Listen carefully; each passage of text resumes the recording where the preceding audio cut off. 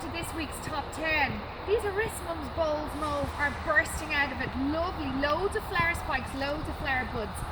On the road this week I had really good reaction towards the Salvia, Love and Wishes. I love the foliage and the colour of the flower. I spoke to you already about the Nemesia.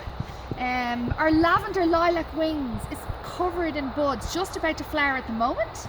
The GM Koi I showed you last week. Lots more heucheras.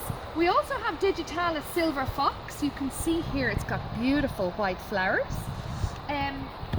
The lupins are in bud at the moment, so we're so excited. Masterpiece, Manhattan Lights, these are our two best-selling varieties.